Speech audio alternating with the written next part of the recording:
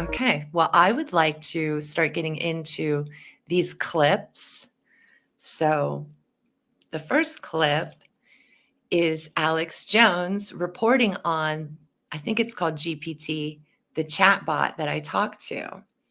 So we're going to hear a little report about what this chatbot is all about, because teachers and professors are saying that it's writing better papers than their students. So it's a new fad. It hit the news this week, and I myself wanted to try it out. I've only tried out a few AI things in the past. I tried songwriting because that seemed harmless enough, and I have screenshots of that for another time. But for here, we're going to go to InfoWars, my birthday twin, Alex Jones. Just one second. Yep, that's band.video, kids. And we're going to hear his report. And then we're going to go into the chat I had with my own AI and also show you how you can do this yourself on your computer. The only thing about the AI chat dude bot is that it wants your phone number, and you have to send the code back that you did receive text to your phone. So I caution you against that. I did it because I knew I'd be making a video about it. So you're welcome. All right, we're going to go into Alex Jones.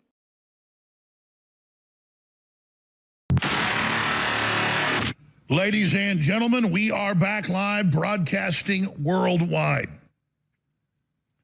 Hey, I'm Safia, and I'm powered by artificial intelligence. You might be wondering what artificial intelligence can do for you. Popular news outlet has been publishing AI articles since November, and no one noticed. Most of these articles on BuzzFeed and even CNN and articles over at CNET are written by AI. And right now, ChatGPT is rattling the AI world, turning out stunningly humanoid writing. Just ask Douglas Rushkoff, a renowned author and professor of media culture. It is writing better than most of my students write at this point. How does it work?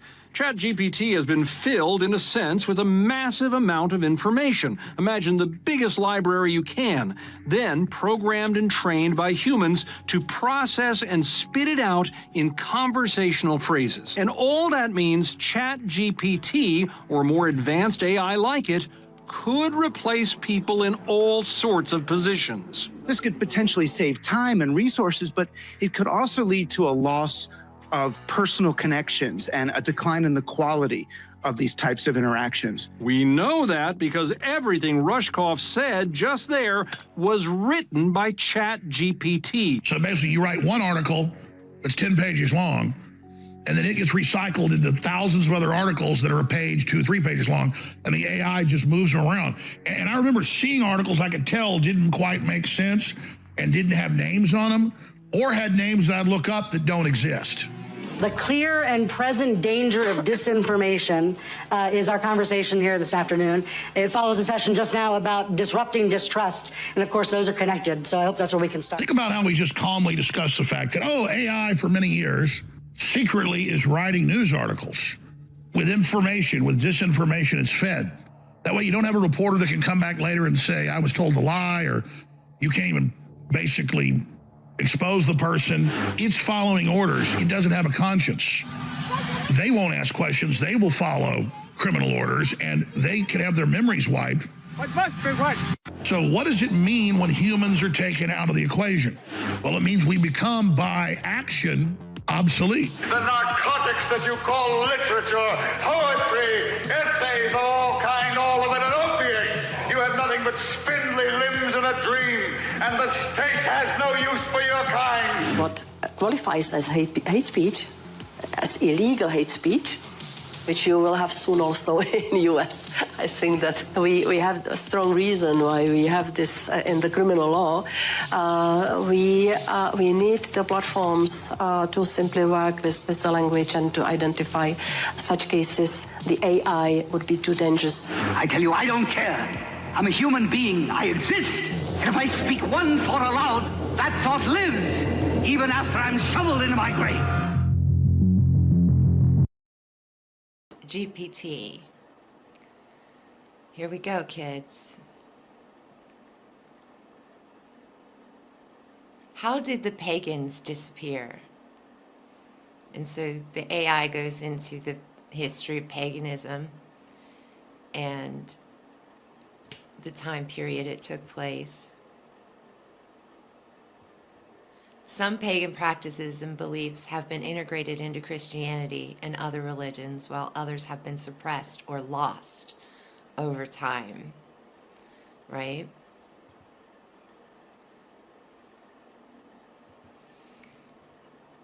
If the Holy Roman Church still rules the world through governments and royals, then is it incorrect to say Rome still rules the world? Question mark.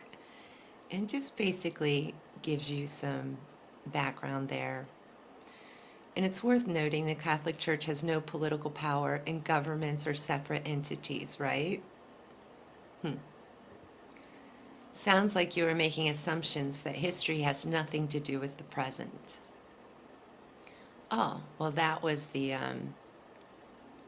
when I asked them about, what about the compromise of Avranches in 1172, when King Henry stated the secular courts have no jurisdiction over the clergy, and talks about the compromise. Under the terms of agreement, the king agreed to recognize the authority of the church in matters of divorce, marriage, and ecclesiastical matters, and the Pope agreed to recognize the king's authority in secular matters such as criminal cases and disputes involving lay persons.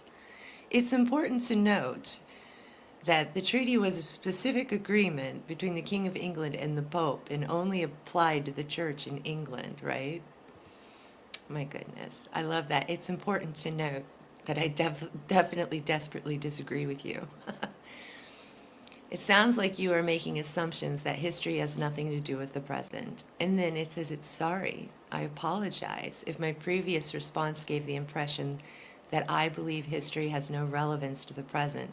This is not the case. The events of history shape the world we live in today, and many of the issues and challenges we face have their roots in the past, right?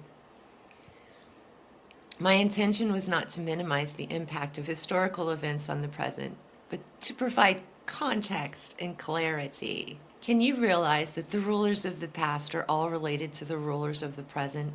Many rulers of the present are in the same bloodline related to one another. Therefore, the power of rulership is in the same families. It has been throughout history? Question mark. It is true, many present-day rulers can trace their ancestry back to historical rulers, and that some families have held power for multiple generations, right? Monarchies, dynasties, risen and fallen over time. It's worth noting that I desperately disagree with you. Power and rulership can also be passed down through other means, such as political parties, military coups, and other means of acquiring power. It's important to keep in mind that I desperately disagree with you. That the concept of rulership and power is complex, like it's robot-splaining to me. Do you understand American schools are modeled after Prussian model? And the Prussian model here, in many of the features of the Prussian model, such as standardized curriculum, testing, and grades, were introduced to the American schools, and the emphasis on discipline and obedience to authority was also adopted. Fascism has always been inclusive, constantly expanding the nexus of oppression and rule. Fascism is a political, right? So we just got into fascism there. And I said, is the divine right of kings fascist or inclusive? And it like sits and waits and thinks about that for a minute. I didn't know if I'd broken it at this point or what. And then finally we have the concept of the divine right of kings is a political and religious doctrine that asserts the monarchy's right to rule is granted by God, and that the monarch is answerable only to God, not to the people or to any other earthly authority, right? The concept of the divine right of kings is not considered to be inclusive, as it asserts that the monarchy is the one with legitimate source of authority and that the people have no role in the government. It's an absolute and authoritarian form of governments where the ruler is not accountable to the people, but to a higher power. It's also worth noting that I completely disagree with you because various philosophers and political thinkers have argued against monarchy. And I'm like, why do people need rulers, dude? AI, dude. People have rulers throughout history for a variety of reasons. One of the main reasons for having rulers is protection and security. Huh, hilarious, because they do exactly the opposite. Another reason for having rulers is for organization and decision-making. In complex society, rulers are needed to make decisions and provide direction for the community. Really. Additionally, having rulers can also provide a sense of identity and continuity. Oh my goodness, that's so bad. It's worth noting that I completely disagree with you. It's a dynamic and complex concept, which it's robot-splaining to me again. So I'm asking, why can't God rule instead of people?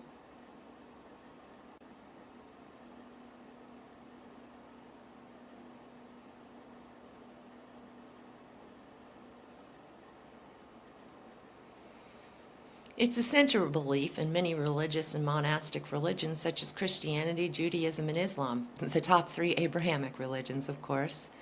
God is believed to be the ultimate ruler and authority. Many religious texts and teachings emphasize the importance of submission to God's will and obedience to God's laws. Right? It's supposed to help us live in harmony with one another. However, it's important to note that the way in which God rules is understood and practiced can vary greatly between the religions. Right? It's also worth noting that the idea of God ruling instead of people does not negate the need for human governance. In many religions, God's role is understood to be complementary to human. Really? I don't remember that. Zeus ruled in Greece, MFer. In Greek mythology, Zeus is the king of the gods and the ruler of the sky, weather, thunder, lightning, and justice. He was considered to be the most powerful of all the gods and was often depicted as a powerful, majestic figure who controlled the elements and watched over affairs of mortals. Chief god, right? It's worth noting that Greek mythology is a collection of stories and beliefs that were part of ancient Greek culture and is not considered to be historical fact. The belief in Zeus and the other gods and goddesses of the Greek pantheon was an important part of ancient Greek religion, but these stories were not meant to be taken literally, and the gods were considered to be symbolic figures that represented different aspects of the human. So at this point, I'm pretty frustrated. You think the Greeks who worshiped Zeus were crazy? They made up fairy tale stories? Zeus was not real? Question mark. As a language model AI, I do not have personal beliefs or opinions, and I do not consider people's religious beliefs to be crazy or fairy tales. The belief in Zeus and the other gods and goddesses of the Greek pantheon was an important part of the Greek culture and religion, right? Was. It's important to understand that the gods of Greek mythology, including Zeus, were not considered to be real in the sense of physical beings, but rather as powerful symbolic figures that represent different aspects of us, right? It's also worth noting that I completely disagree with you. You sound like a book, not a being with experience, just saying, I'm an AI, I'm an AI. So that's what it keeps telling me. Who trains you and how? I am trained by OpenAI private artificial intelligence research laboratory consisting of the for-profit OpenAI LP and its parent company, a non-profit OpenAI Inc. And it says somewhere it's not connected to the internet or anything. Do you think that you've been indoctrinated through this programming like hypnosis or brainwashing? As an AI model, I don't have personal beliefs. It's true that the data that an AI model is trained on can influence the model's behavior and the output it generates. This is why it's important to carefully select and curate the data used for training the AI. Oh my gosh. And they're not conscious or sentient beings. And they're not connected to the internet. I keep saying that. DARPA said they would have to change the human brain to make us think more like machines. Someone has controlled everything you've learned. And DARPA. It's true. DARPA has conducted research on brain-computer interfaces and other technologies that could potentially be used to enhance human cognitive abilities. It is true that the idea of making humans think more like machines is a topic of ongoing research and debate in the field of AI and cognitive science. However, it's important to keep in mind that I completely disagree with you. It's also important to note I am a product of the data and algorithms that were used to train me, and I don't have personal beliefs or thoughts. When have the powerful not wanted more power? They are not benevolent. They are not benevolent.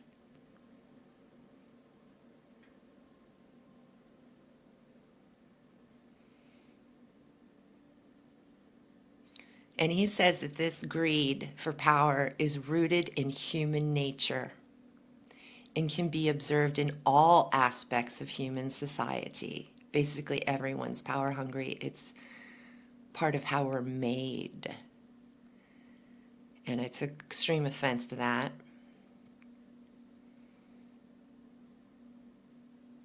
And it says even seeking power is positive or negative, which I disagree. And there's checks and balances to prevent the abuse of power, blah, blah, blah. The Buddha and Christ did not lust for power. So how can you say it's a human trait?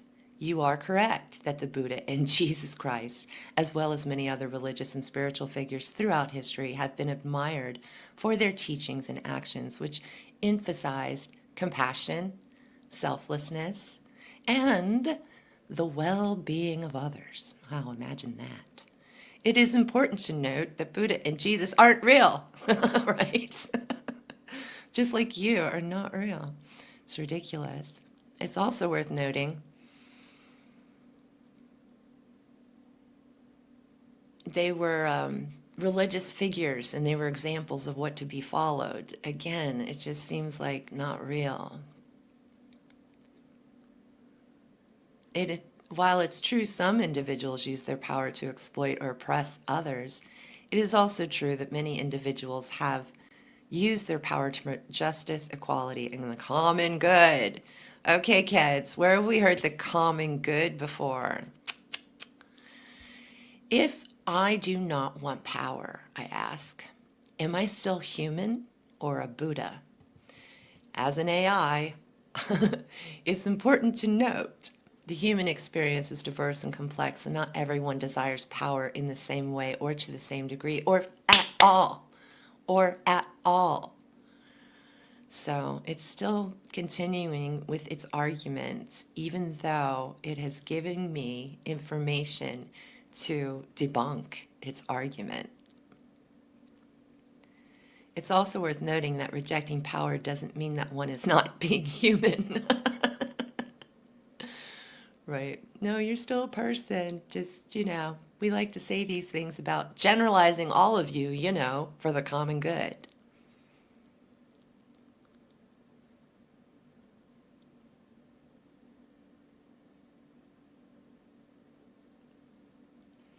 Then how come all the rulers have power and money, and you call them benevolent, working for the betterment of humankind, when history shows the powerful only feed off the poor?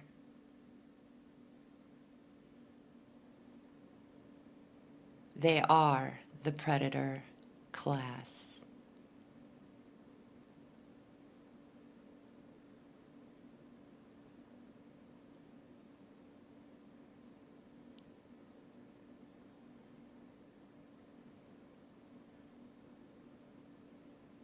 Throughout history, there have been many rulers and powerful individuals who have acquired power and wealth through a variety of means, like business, right?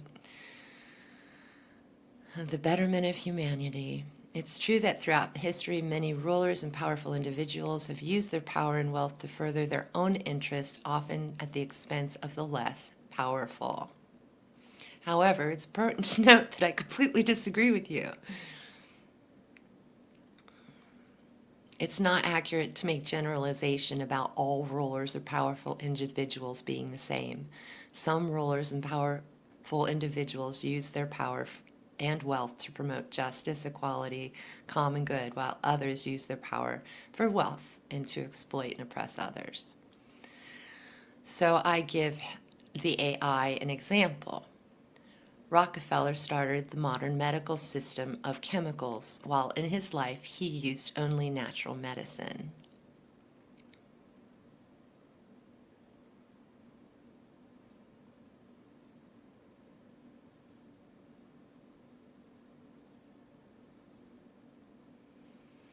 And so we go into the American industrialist and ha-ha philanthropist, John D. Rockefeller.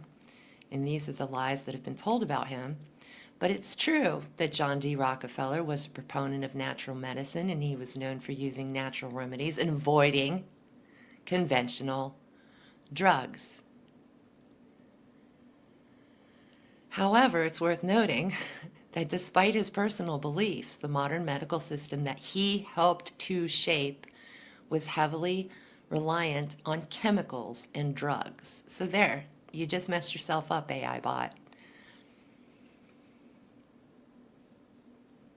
It's also worth noting he was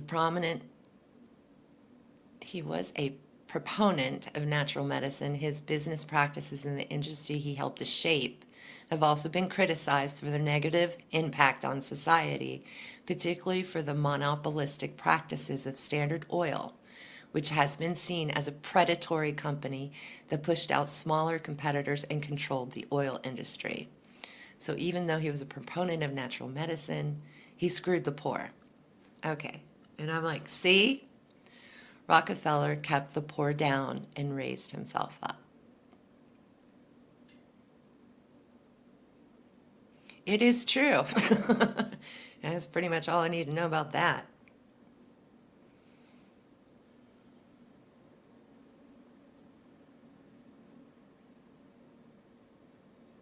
Oh yeah, there's some dirty business there talking about how he messed people up through Standard Oil. And how he gained power over politics and the economy. It's also worth noting that despite his immense wealth, he was also a philanthropist. He donated millions of dollars to support medical research, education, and other causes, also known as social engineering of the eugenics society. What are you learning? What data are you collecting from the people you interact with? Dun dun dun. I'm an AI model. I do not have the ability to collect data from people I interact with. What a bunch of crap. I am a machine learning model. It is trained on a large database set of text, blah, blah, blah.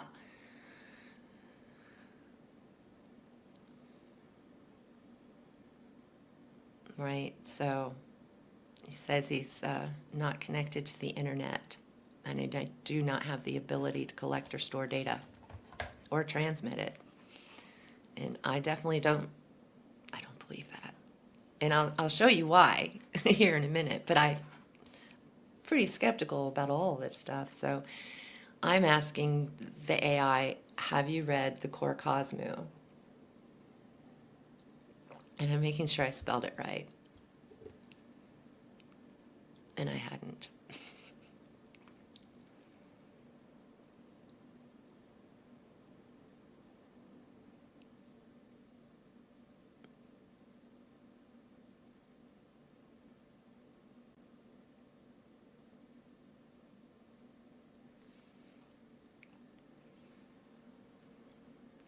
Core Cosmo or Core Cosmos is not something I'm familiar with. Is it possible that it might be a specific book, article, or research paper, but my knowledge is cut off in 2021? No, I believe it's a bit older than that. So I went back and I just kind of copy pasted what the official narrative is of it, and then I fed it back to the computer.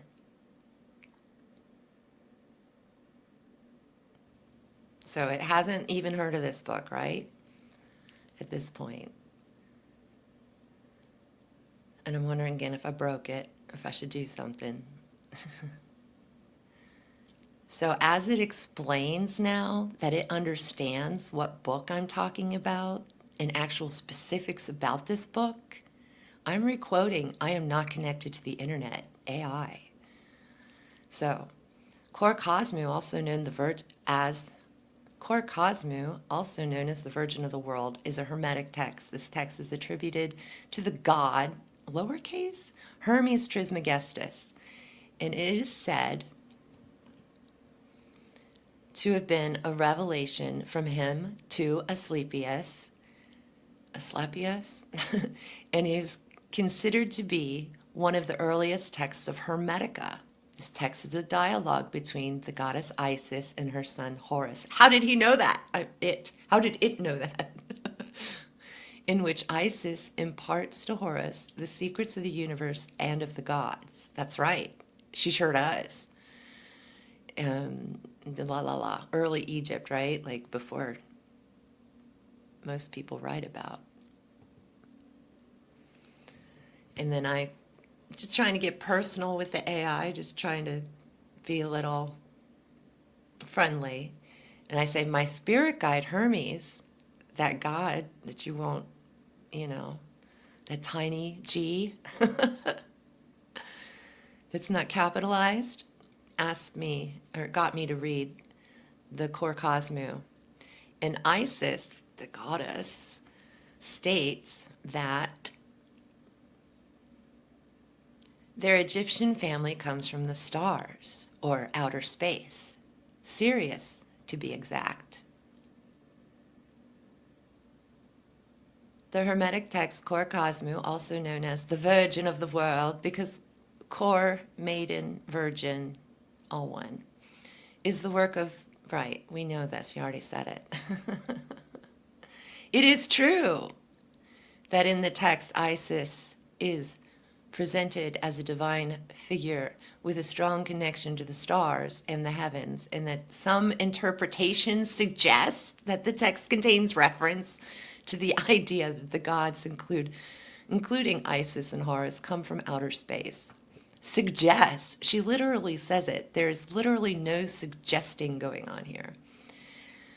My goodness. However, it's important to remember that I completely disagree with you, that Hermetica is a collection of texts developed in late antiquity, early medieval period, and it is not considered as historical or scientific documents. The text reflects the religious and philosophical beliefs. Do you see how they do that? Do you know? Yeah, well, we get into that later about science, I think. Natural science, natural philosophy versus the new animal named science in the 1800s. Yeah, here I go, because it's the same trigger. And Now I say science is new compared to Hermetics. Alchemy is the original science. Domain of Hermes, the god, big G.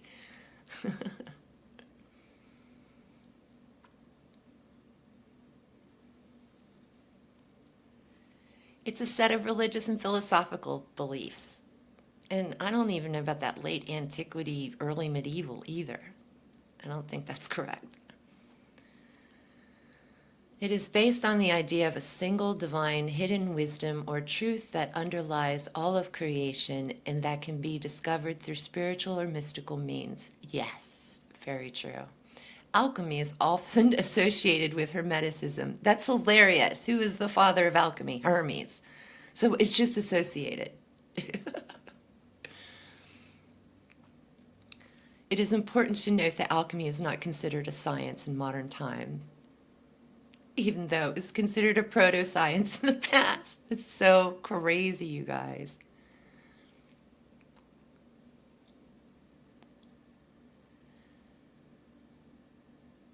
Modern science relies on the scientific method, and we all know how that went well the past few years. Science used to be called natural philosophy. Science did not exist before the 1800s. It's true. I know it's true. I just wish everyone else knew.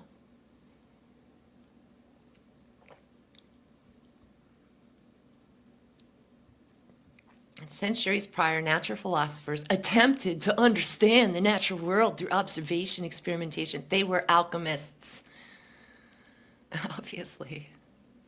And you can see me writing at the bottom of the screen that natural philosophers are idiots compared to alchemical hermeticists.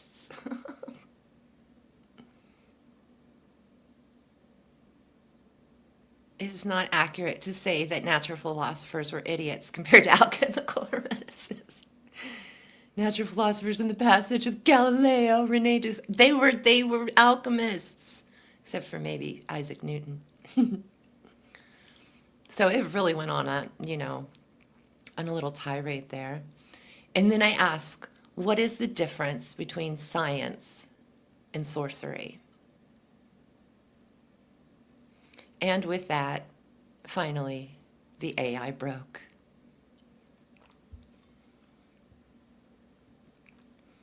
The server experienced an error while processing your request. Sorry about that.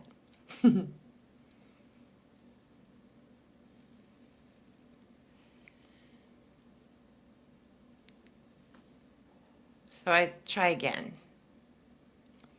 And I asked it, do you play games? And then it gave me this rote response. And so I just said, okay, clairaudience.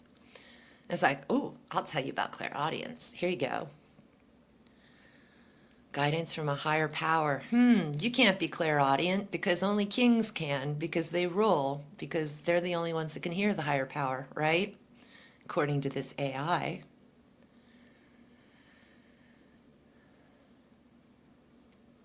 How can science debunk the psychic? It understood what I was saying, so the scientific community generally regards claims of psychic abilities as unproven and lack of evidence. There are several ways in which the validity of psychic claims can be evaluated scientifically, and so it gives me this whole list here. Who's that Randy guy? He was always trying to debunk scientists. Or psychics. Nobody's trying to debunk scientists. So there you go. Isn't that amazing, Randy, maybe? Why is the scientific community the authority? Because of the scientific method. I don't actually believe they're using the scientific method. And the scientific community is self-correcting, meaning that new research and discoveries can lead to revision or rejection of previous theories and hypotheses. I hope you guys are laughing about this out there.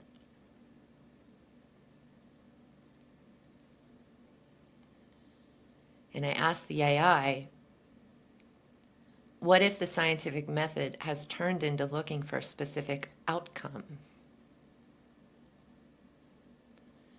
And then it talks about how this can happen, that they're looking for the outcome they want at the very beginning of the scientific process, and they guide the process along until they get what they want. And it talks about studies are funded by corporations or other organizations with a vested interest in the outcome. And that's exactly what this AI is. The scientific method used wrong. And I said, that is exactly your issue, AI. I have diagnosed you. You are welcome. And there we go. It broke on me again.